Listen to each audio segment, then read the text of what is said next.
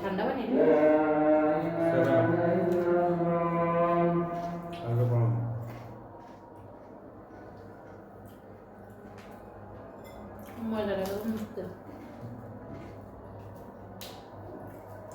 অনেক দিন পরে আমরা একসাথে ইফতারি করতেছিলাম। আর এই ইফতারিগুলো আমরা আজকে কিনে নিয়ে আসছি। অন্য দিন আমরা বাসায় ইফতারি করি, আজকে আমরা বাজারের ইফতারি দিয়ে ইফতারি করতেছিলাম দুজন।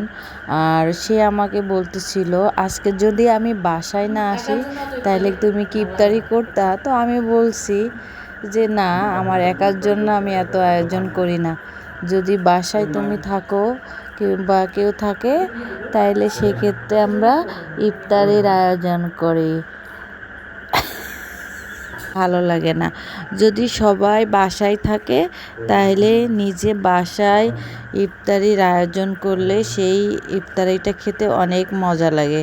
তো আমি বেশিরভাগই যেদিন ফ্রাইডে থাকে ওই দিন আমি বাসায় ইফতারি বানাই। আর বাকি দিনগুলো খুবই কম বানানো হয়, বাইরের থেকে কিনে নিয়ে খাওয়া হয়। আর একার জন্য হলে আমি ইফতারি করি না, নিজেই ভাত কিংবা চিড়া এগুলো খেয়েই ইফতারি করা হয়। তো আজকে সে আসছে হঠাৎ করে বাসায়, এসে একসাথে ইফতারি করলাম। তো অনেক ভালো লাগছে দেখে। আর এখানে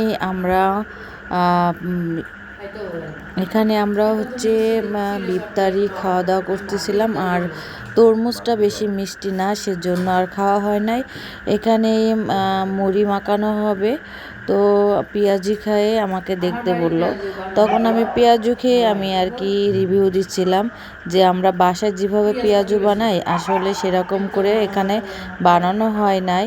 তো এখন যেহেতু পেঁয়াজের দাম কম আছে সেই তুলনায় পেঁয়াজুতে পেঁয়াজই নাই, সব হচ্ছে মসুরির ডাল দিয়া। কথা বলতেছিলাম আমি যে বাসায় পেঁয়াজু বানাই সেই পেঁয়াজুগুলো আসলে খেতে অনেক মজা, তাতে শুধু পেঁয়াজই থাকে। আর এখানে শুধু আপনার দুনিয়ার হচ্ছে ডাল দিয়ে পেঁয়াজ বানানো। যাই হোক, কি আর করার, বাজারের জিনিস এটা মেনে নিতেই হবে। আমরা এখন মুড়ি মাখাবো, তো সেই প্রসেস করতেছি। আর সে মুড়ির ভিতরে বুট ছোলা সব কিছু দিছে, আবার টমেটো এর ভিতরে দিছে। দেওয়ার পরে সে আবার মিষ্টি খাবে, এর ভিতরে বুরিন্দা দিছে, আবার জিলাপি দিছে। মিষ্টি এত পরিমাণে দিছে যে পরে মিষ্টির জন্য খাওয়া যাচ্ছে না। পরে আমি কি করলাম, আবার এখানে একটু কাঁচা মরিচ, একটু ঝাল ঝাল না হলে ভাল লাগে না। পরে সে আবার বলতেছে কটা মুড়ি দাও। তো আমি আবার মুড়ির প্যাকেট থেকে খুলে মুড়ি দিচ্ছিলাম কিছু, অল্প করে মুড়ি দিয়েছি। দেখেন আমি এখানে মুড়ি ঢেলে দিচ্ছি। পরে আবার একটু সরিষার তেল নিল, অল্প করে দিয়ে বলে কি না একটু পরে দাও। পরে আমি আবার মুড়ি আবার রেডি করলাম। মুড়ি মাখানোর প্রসেস শুরু হয়ে গেছে। তো এখানে আবার লবণ দিচ্ছে, সে আবার একটু কাঁচা লবণ খায়। ইফতারির ভিতরে একটু লবণ না দিলে তার নাকি আবার ভালো লাগে না। এদিকে মুড়ি কম হয়ে গেছে, মুড়ি আরও দিতে বলে। তো আমি এখানে মুড়ি আরও অল্প করে দিয়েছি। মুড়িটা সে সুন্দর করে মাখিয়ে আবার সে আরও ছোলা বুট রান্না আছে সেগুলো আবার অ্যাড করবে, তার আবার এটা কম হয়ে গেছে। আর এদিকে আমি জিলাপি খাচ্ছিলাম বসে বসে। তো আজকে দুইজনের টুনাটুনির ইফতারি ভালোই গেছে। তো দোয়া করবেন আমাদের জন্য, যে যেখান থেকে দেখতেছেন ভিডিওটা লাইক কমেন্ট শেয়ার দিতে ভুলবেন না।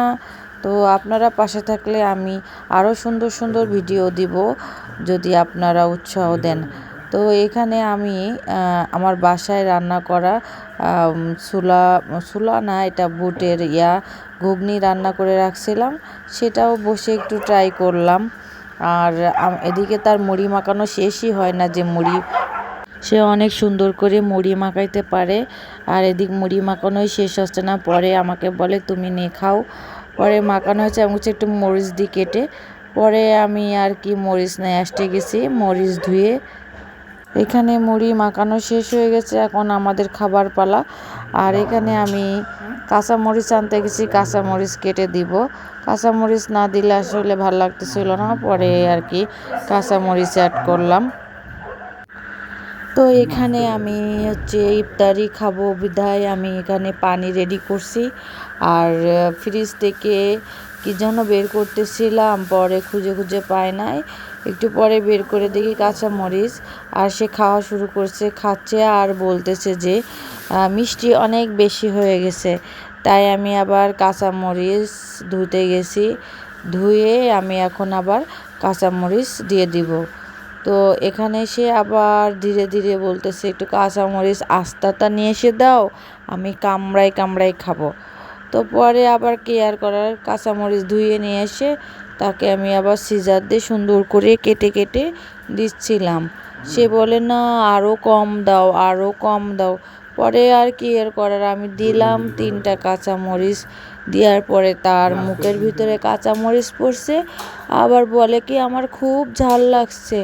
এত ঢং করতে পারে রে বাবা, তা বলার বাহির। কি আর করা, দেখেন কাঁচামরিচ কেটে দিছে তাতে তার হচ্ছে না। এর ভিতরে আমি হচ্ছে আবার কাঁচামরিচ কেটে দিচ্ছিলাম, কাঁচামরিচ কাটা প্রায় শেষের দিকে। তো এখানে আবার কাঁচামরিচ দেওয়ার পরে একটু ঝাল হয়েছিল, তারপরে আবার আমরা পুনরায় খাওয়া শুরু করি। তো এখানে খাওয়াচ্ছিলাম আর গল্প করতেছিলাম যে দেখতে দেখতে অনেকগুলো রোজা পার হয়ে গেল। তো আমরা বুঝতে পারি নাই, কাজের ভিতরে থাকলে আসলে রোজা কখন যে কমনি শেষ হয়ে গেছে, মাসও শেষের দিকে, রোজাও শেষের দিকে। তো কি আর করার, সামনের বছরে রোজাটা পাবো কি না জানি না। তো এই মাসে আল্লাহ তাআলা রহমত করছে, সবগুলো রোজা থাকার তৌফিক দান করছে। তো সবাই আমাদের জন্য দোয়া করবেন, আমরা যেন সুস্থ থাকি, আর বেশি বেশি দোয়া করবেন আমরা যেন আবার পুরো 1 মাসের ইয়া করতে পারি, রোজা থাকতে পারি। এটাই আর কি বলবো। তো সবাই ভালো থাকেন, সুস্থ থাকেন, বেশি বেশি করে রোজার মাসে পানি পান করবেন, আর এই গরমে বেশি করে লেবুর শরবত খাবেন। আল্লাহ হাফেজ সবাইকে। পেজটা ভালো লাগলে লাইক কমেন্ট শেয়ার দিতে লাইক কমেন্ট শেয়ার দিতে ভুলবেন না। আল্লাহ হাফেজ। আল্লাহ হাফেজ।